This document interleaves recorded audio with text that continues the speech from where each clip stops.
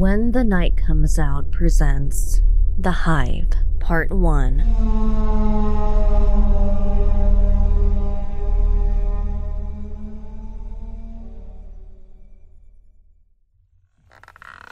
Mike Kettinger sat back and looked at what he had written. He sighed.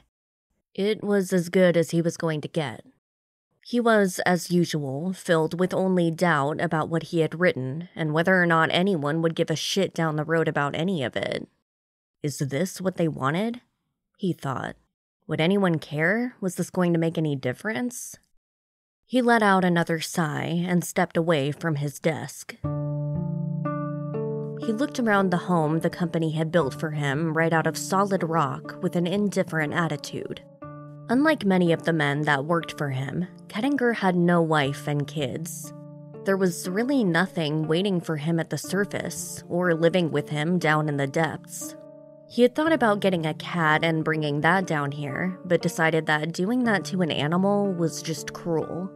Some of his men had pets, but the men were allowed to do whatever they wanted so they stayed sane. Instead, Mike Kettinger kept saltwater fish in a tank in the living room downstairs. Not as cuddly, but at least amusing to watch most nights. It was early morning, but looking out the window showed the same light from the bright lamp set high into the ceiling that it always showed. There had been attempts to adjust the light to give people a kind of internal clock that matched what was going on outside, but they never really caught on. It turned out that their bodies just naturally adjusted to what was happening on the surface. It would just be before dawn up there, with the sun just coming over the trees and trying to crawl its way up the mountains. It would be beautiful. Outside, he saw Hive City, as it was known among those who lived here, and it was the same brightness that it was when he went to sleep. It was amazing how fast the body adapted to things like this. The kids would be up and playing and running around, and then heading off to school soon. His men and the administrative personnel would be heading off to the main prison complex soon. The night shift would come crawling back home to the modest houses to sleep the day away.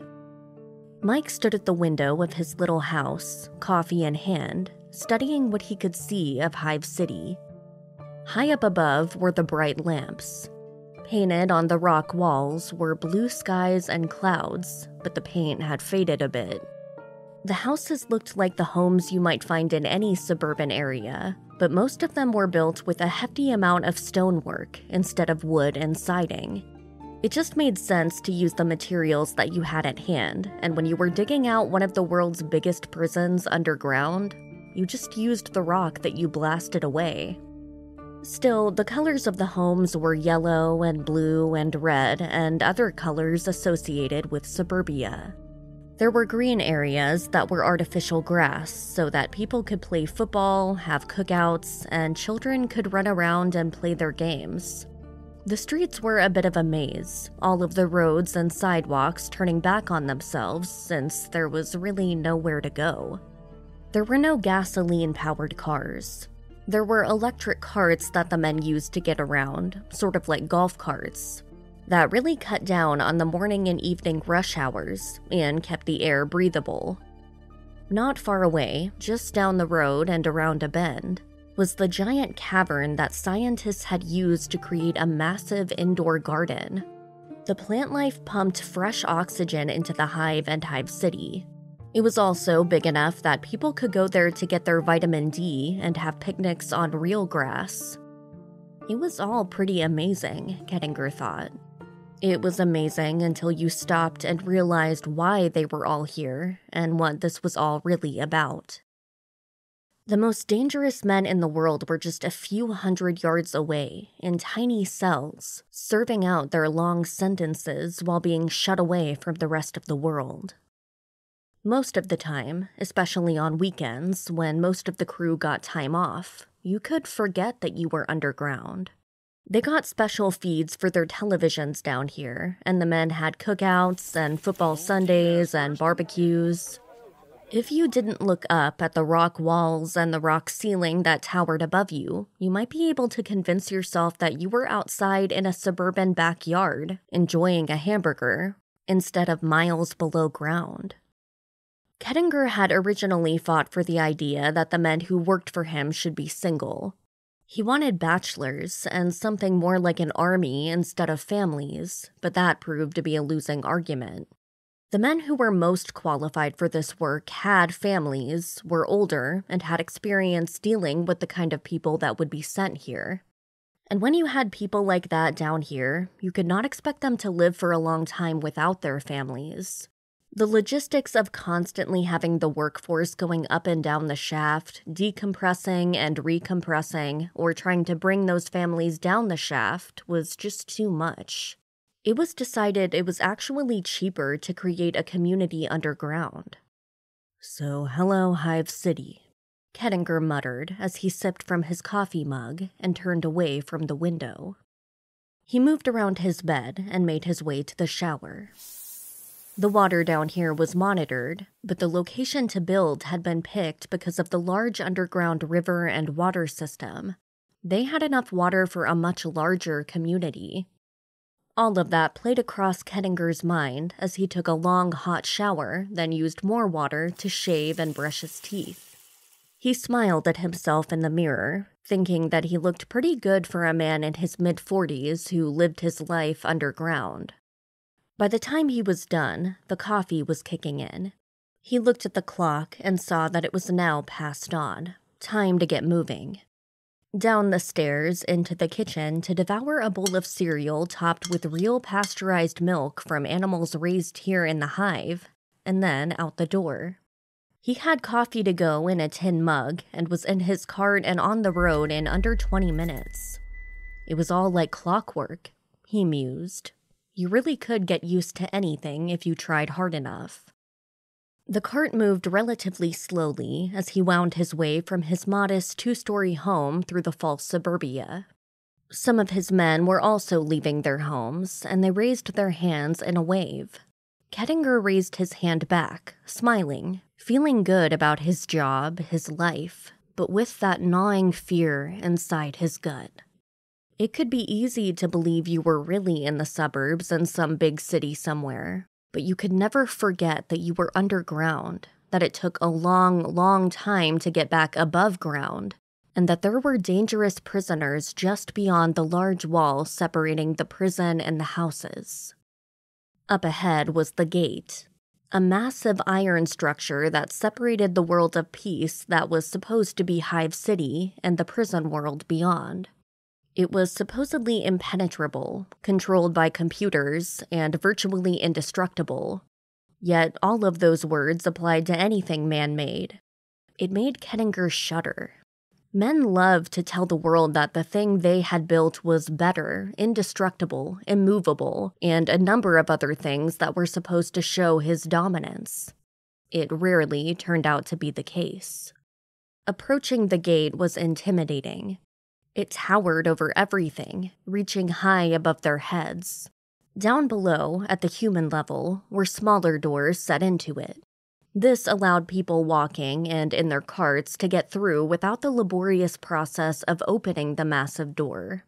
That massive section, the one that opened the widest, was for huge construction projects and for moving massive mining equipment. Most of those projects were all planned for the future. The one thing about the hive was that it intended to be added onto as the population grew. As the mining operations got deeper, grew more expansive, bigger equipment would be needed. The gate also had a psychological effect. For the prisoners, it was intimidating and dispiriting to see. For the residents, it represented safety from those on the other side. Carl was at the gate controls in a little white booth set off to the side. He held up his hand and then stifled a yawn. Kettinger pulled over to the side and climbed out of his cart to talk to him. "What's up, boss?" Carl asked. "Nothing much. How's things? Easy night?" "Like always. No commotion at the gate. The nighttime mining went well from what I hear. Good output. Looks like we'll meet or exceed quota this month." "Great," Mike replied with a smile. That was good. The more productive they were, the more they sent down to keep things running. The more that happened, the better life was. You ready for our new guest tomorrow? Carl shook his head, his eyebrow raised in that way he had whenever you said something he thought was stupid. Who can ever be ready for Dalton King? Jesus, you turned that one city in Ohio into a radioactive wasteland. Bad news, boss. Very bad news. I wish they'd send him somewhere else. You and me both, but they're pleased with things down here so far, so they think we can handle him. I aim to prove them right. Okay, your relief should be here soon, Carl. Good job, and thanks for the good news about the quota. Take care, sir. Kettinger gave another wave and got back to his cart. Carl pushed a button, a light emitted from the top of the booth, and scanned the cart and Kettinger in the blink of an eye. Access granted. Then the smaller, cart-sized gate opened with a loud groan that echoed through the cavern. Kettinger drove through. Up ahead was the wall. This was the outer edge of the prison. It was made of solid rock, over 100 feet thick. Another gate, this one made of rock, slowly rumbled sideways on rollers, and Kettinger drove through, noticing and admiring, like he always did, the smooth rock walls on all sides. Minerals twinkled in the lights set into the walls. Once through, he was now in the garage. He found his spot near the door and plugged the cable from the engine into the charger. He grabbed his briefcase from the back of the cart and walked through the metal door using his key card. Now, the prison looked like any other office. Just beyond this door was the administrative portion of the prison. Cubicles that looked like cubicles from anywhere else were all over. All of them were decorated to the personal tastes of the workers. Just past this section were the guard areas, which included lockers and showers and training areas. Beyond that were equipment rooms, but there were also equipment rooms at each floor level for use in emergencies. There were people everywhere, and he waved and nodded as he went. Most of them were in charge of things like paperwork, filing, IT, electricity, and monitoring the mining operations, taking care of the inventory and finances. Basically, it was a bunch of number pushers, administrative assistants, and people with basic office functions. It was the stuff that got ignored, but would have been impossible to operate the Hive without. Kettinger found his way to the elevator. He headed up. His office was near the top of the administrative area. He had a few hours to look over reports from the night shift and then get ready to talk to the day crew. Tonight, he was to talk to all of his men about the Dalton King transfer. He finally reached his office after what felt like a marathon of a journey through the offices. His administrative assistant, Jennifer, was not there yet. However, there were notes and messages written on pink slips stuck to his door. He groaned. That meant the head office was already calling him before he had even gotten up. They were as worried about the King transfer as he was. Of course they were, but still, it was exhausting to have the confirmation. He grabbed the notes and unlocked his office. Once inside, he flicked a switch on the wall and the lights came on. Extra bright and supposedly capable of stimulating vitamin D production in his body. He flicked a second switch, and the 50 monitors that made up one entire wall flickered into life. He could now monitor virtually any corner of the Hive from his chair. Along another wall was a set of more monitors, but these flashed numbers and names. He could tell where every guard was, every prisoner, which mining teams were where, how much fuel was in each mining machine. Basically everything that the Hive was, he could read, monitor, study, and understand. If the Hive had a brain, this was it, and he had a seat right in the center of it all. He tossed the briefcase on his desk and flipped through his notes. There were 20 messages, and 15 of them were from the PR department of the Gemini Corporation, the company that really owned and funded this place. "Hello, Mr. Kettinger," a voice called from behind. "Hello, Jennifer," he replied, still reading the messages. "We have got to tell Norma to write these messages a little neater. I can't read some of these." Jennifer came into the office. She was maybe 5'5" in high heels and pretty as a spring day. She had long blonde hair and blue eyes, but her hair was done up this morning. She grabbed the messages. "Most of these are from the PR people," she said. "This one's from Donaldson, though. You may want to call him back." Mike groaned. Rick Donaldson was the CEO of Gemini Incorporated. It was always a stressful time when you had to talk to the guy all the way at the top of the ladder, especially when you were literally miles beneath the very bottom of the ladder. "I need coffee first," Kettinger said.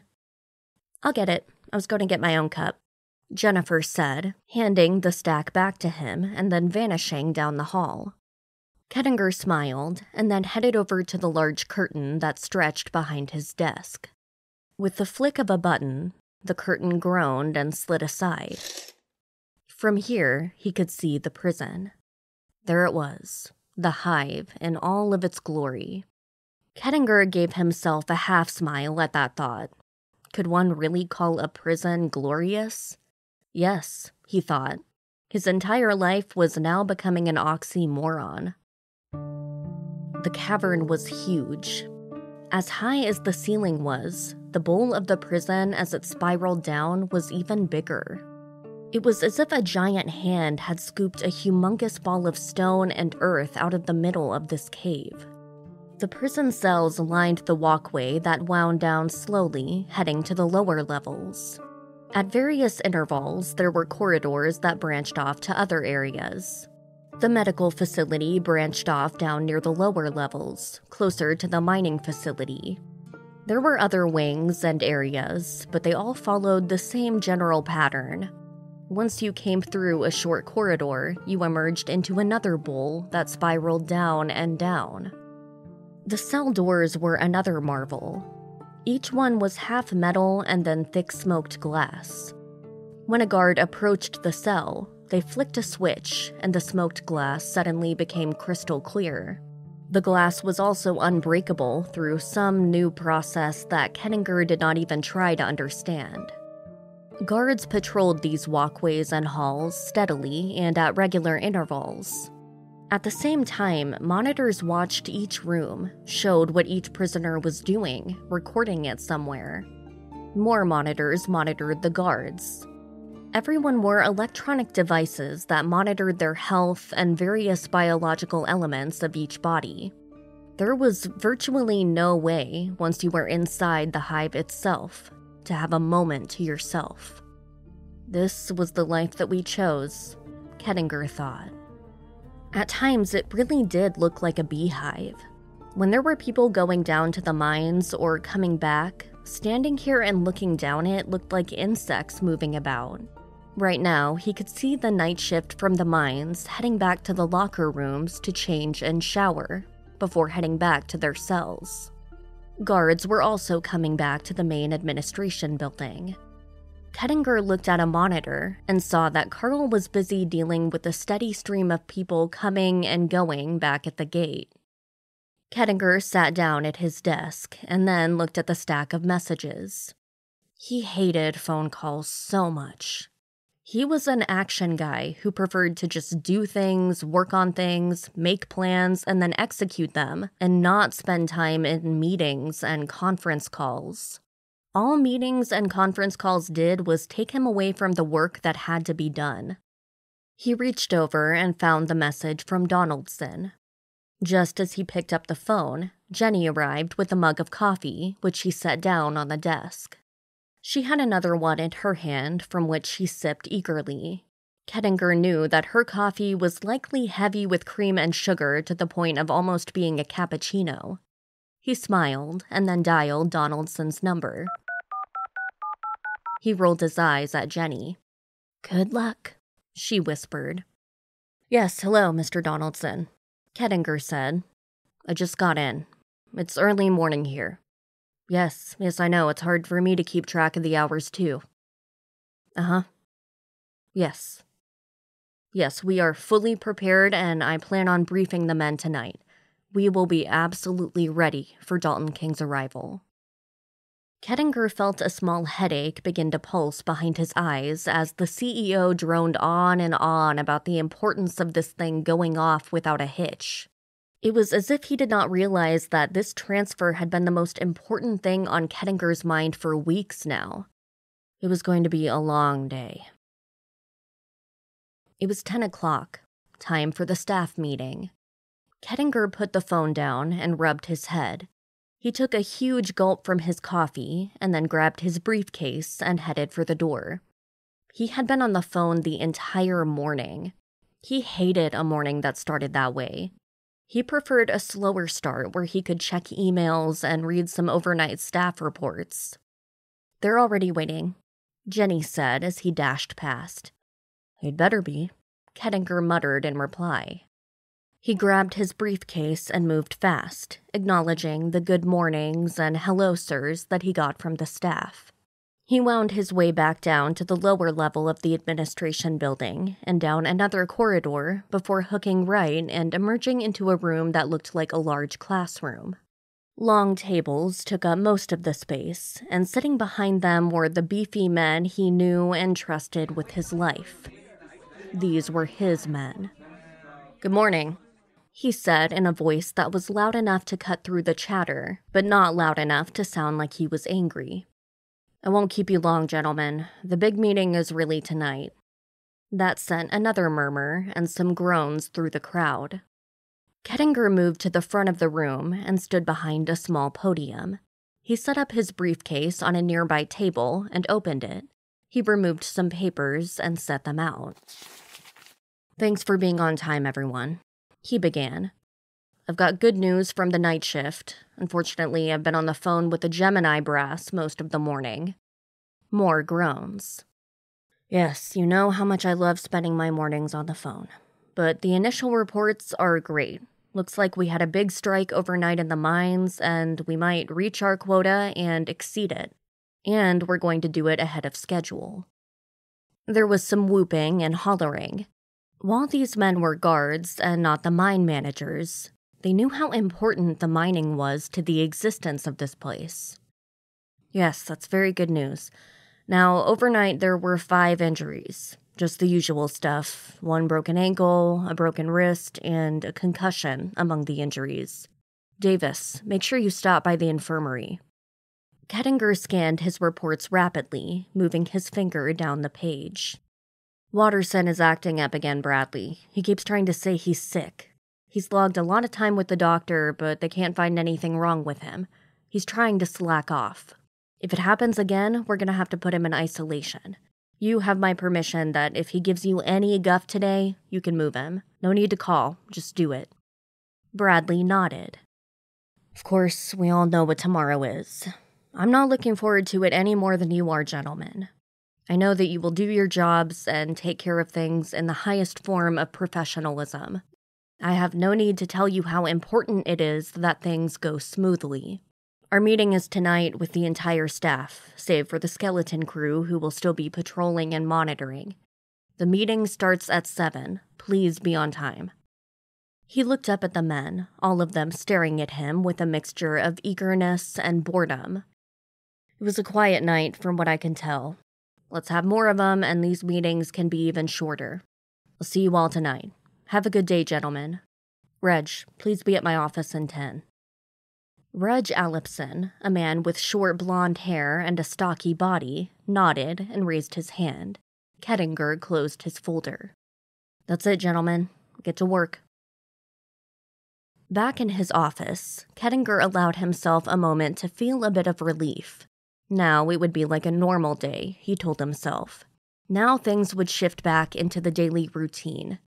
Behind him, Reg settled into one of the chairs. "How are the men doing, Reg?" Kettinger asked as he sat in the swivel chair behind his desk. Reg was a big man who had been with Kettinger from the start of the adventure with the Hive. He was the head bull, to use the prison parlance. In other words, he was at the top of the ladder among the guards. He looked tough, could throw down a beating, was unafraid to use deadly force, but also had a heart of gold and would help anyone from prisoner to fellow Hive City resident with everything he had. There were always a few prisoners who were tempted to take advantage of his good nature, but they never took advantage for very long. "I'm nervous, Mike," Reg replied. the only person in the entire prison allowed to talk to Kettinger and use his first name when they were in private.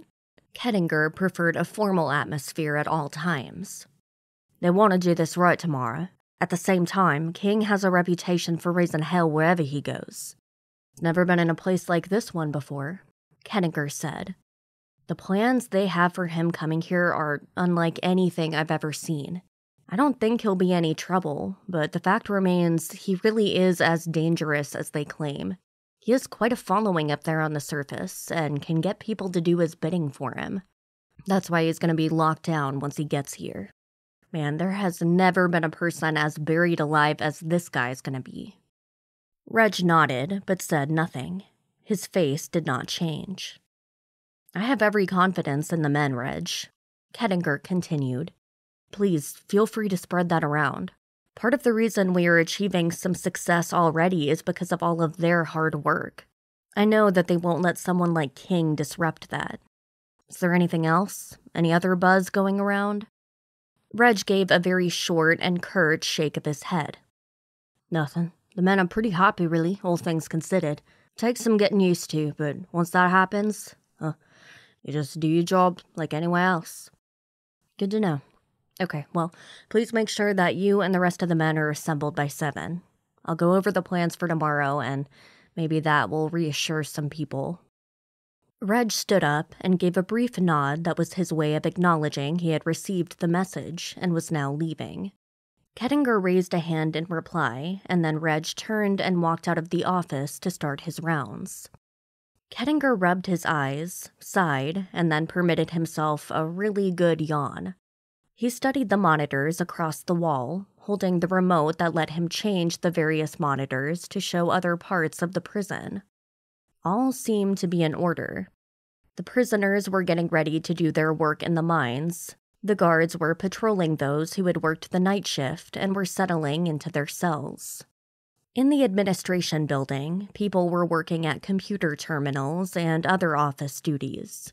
Farmers were farming, scientists were doing things that scientists did, and the medical facility was tending to the wounded from overnight. Kettinger let himself marvel at the idea of using prisoners as miners. It seemed counterintuitive. Sure, give prisoners a method of digging through the rock. Brilliant. However, they were all so far down that someone trying to tunnel up was impossible. You had to worry about decompression to get out of here. It would take someone weeks to reach the surface, even with the laser cutters that some of them used. Plus, most of the actual mining was currently being done by professional miners and not prisoners. Since these guys were criminals, they did not generally come in with a knowledge of how to mine. The Hive had professionals and staff who handled the actual digging, while the prisoners hauled rock and broke up rock just like the days of old. It was thought that some of the longer-term prisoners would learn the trade and become trustees who could take over some of the foreman work. That was down the road. Right now, most of the prisoners were laborers who helped the actual miners. It turned out that the rock here was rich in all kinds of things. They had found diamond dust, gold dust, and other precious metals and gems. That was nice, but it was the minerals and natural gas held within the rock that was the real prize. All of that got sent to the surface and used to power buildings, cars, and entire cities. Amazing. So much of it was science that Kettinger just did not understand. Kettinger swung around in his chair and stared out over the huge pit that was also a prison. It was a marvel of modern technology. Yet when you threw in a wild card like Dalton King, all of that technology meant nothing. The man was dangerous. Kettinger rubbed his eyes, took a swig of the last dregs of the coffee in his mug, and swallowed the cold fluid. Then he went back to work. A normal day, he told himself. That was what he wanted until 7.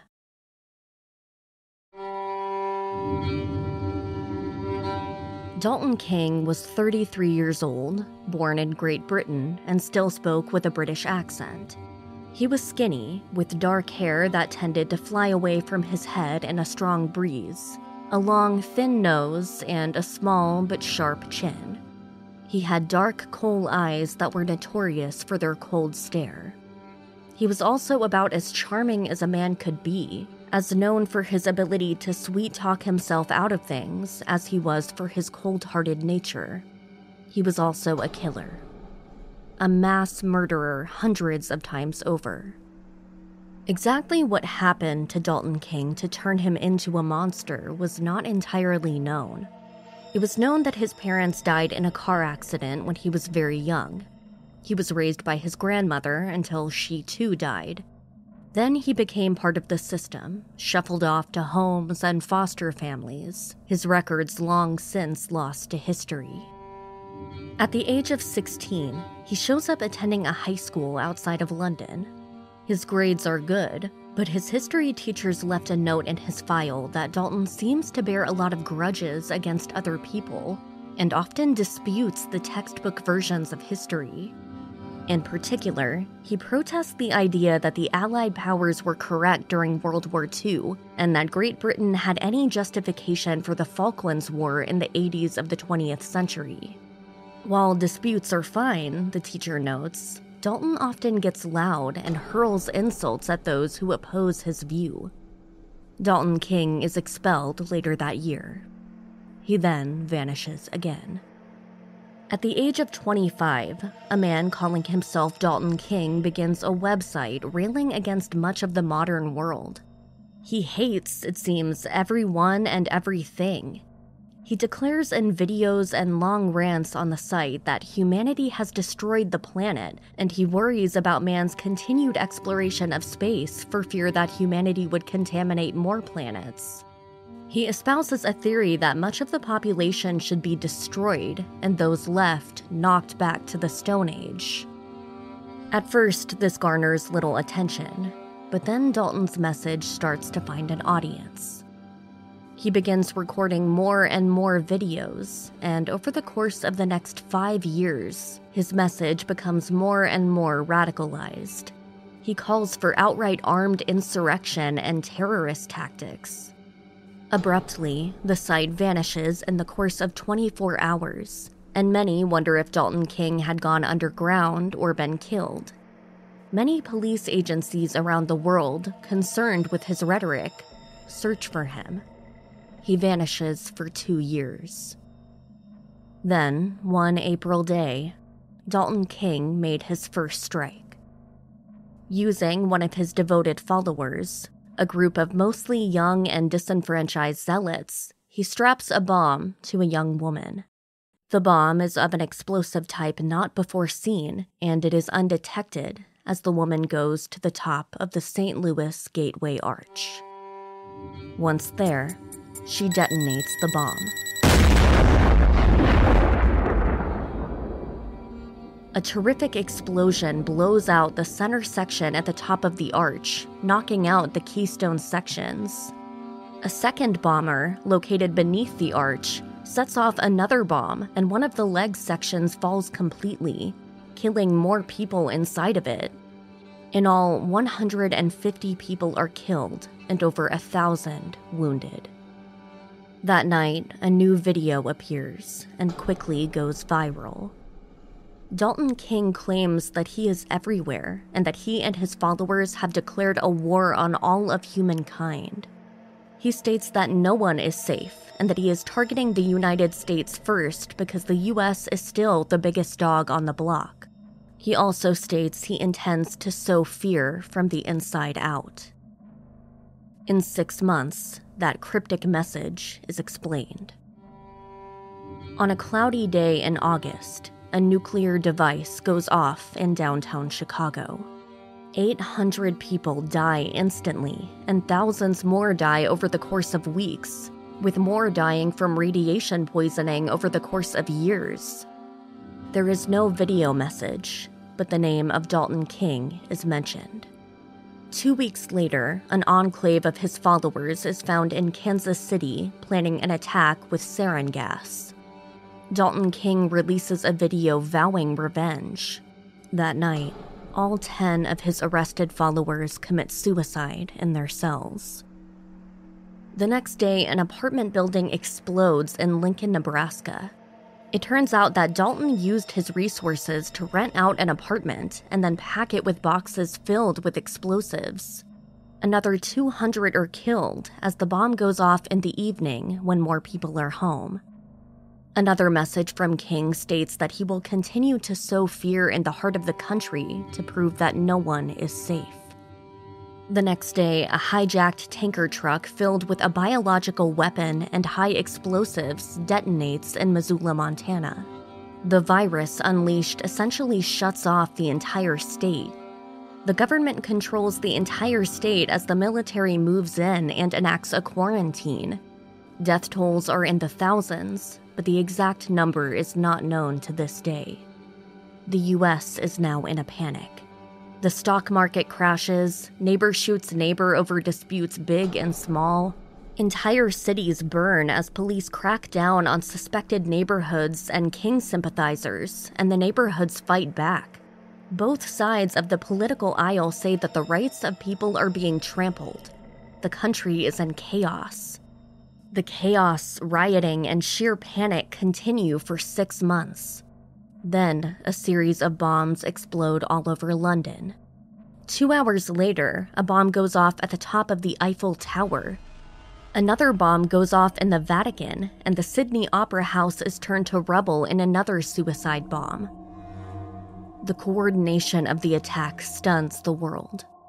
King releases a new message, but he hardly needs to say anything. He is everywhere. His followers are legion. No country is safe. No person can hide.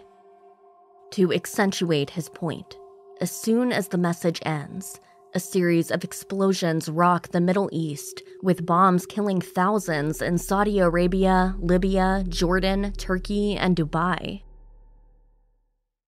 Then, there is silence. There is silence for more than 2 years. The world waits as economies crumble and law enforcement agencies attempt to track down the madman.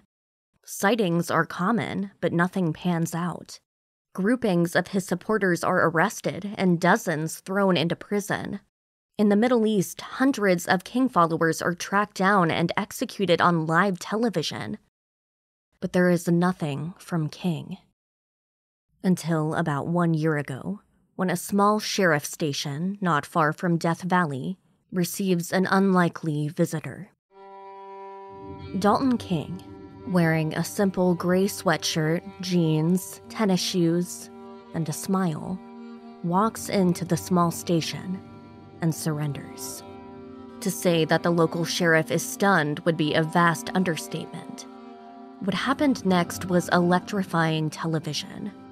Dalton represented himself and actually pleaded not guilty. However, it soon became obvious that he was not really going to put on much of a defense.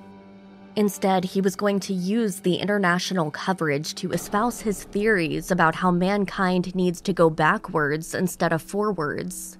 He advocated for the elimination of all but a third of the existing population through some kind of global catastrophe. The judge eventually court-ordered lawyers to defend him and had Dalton chained and gagged in the courtroom. The day that happened, it was shown that Dalton King had become more than just one man. A group of 100 of his followers spread out all over Manhattan and detonate their now familiar suicide bombs. Hundreds are killed and thousands maimed, and the message is sent that Dalton King is not to be silenced. A video posted on a website says that hundreds will die every day that King was bound and gagged in the courtroom.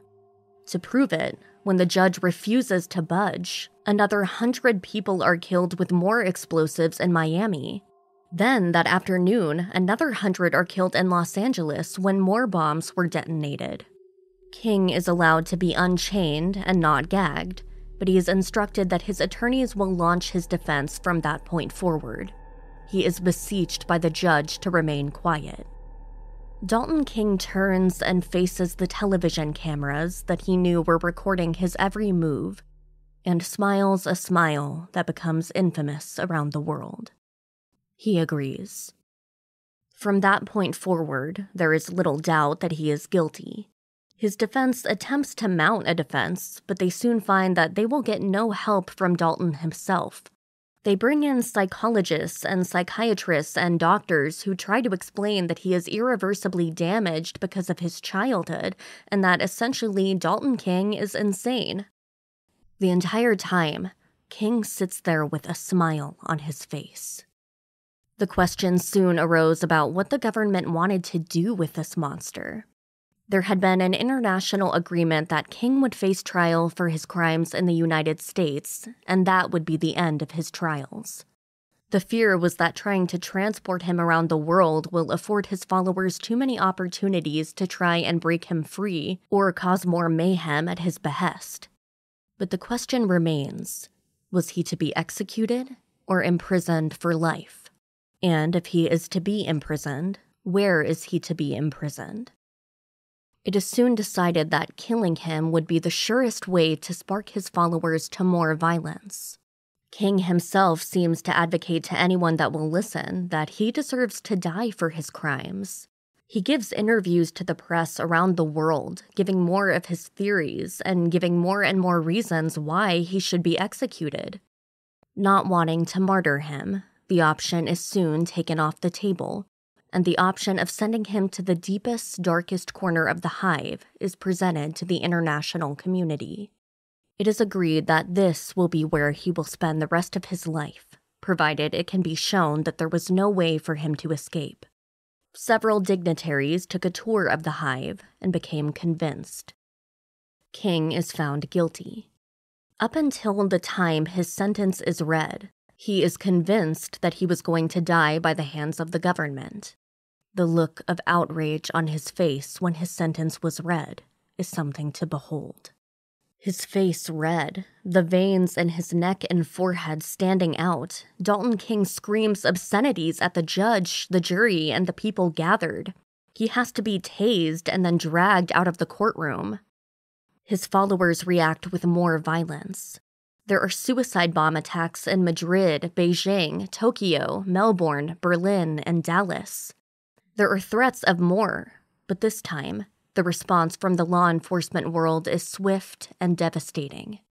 It turns out that the world was close to finding many of the largest strongholds of his followers for some time, and they were just waiting for a signal to make their raids. It is a slaughter as police squads and military units around the world move in on enclaves of his followers. There is very little attempt to arrest anyone, and hundreds of his people are gunned down.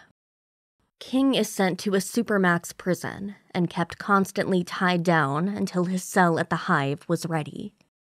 Now, with the highest levels of security the world had ever seen, he is to be transported to the Hive and, hopefully, buried for the rest of his life below ground. That means that the most dangerous man the world had ever known, a man with the capability of building bombs out of almost anything and motivating other people to do his bidding, is going to be Mike Kettinger's problem for the rest of King's life. Despite his initial protests that such a thing would disrupt the commercial operations, not to mention jeopardize the underground city just a short distance from the prison, Kettinger is told that it is going to happen. This is the kind of thing for which the Hive was built. Kettinger has to agree. But the idea fills him with nervousness and outright fear. He has never met the man, but the thought of soon seeing one of the most famous men in the history of crime face to face causes him to feel nauseous. The Hive is his home, his life, and he did not want a disease, a living tumor like Dalton King here, to sow discord or cause any disruption. Everything has to go right tomorrow. Everything.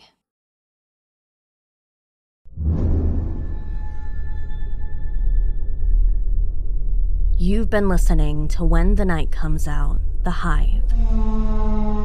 Tune in next time for The Hive, Part 2. Written by Brian W. Alaspa.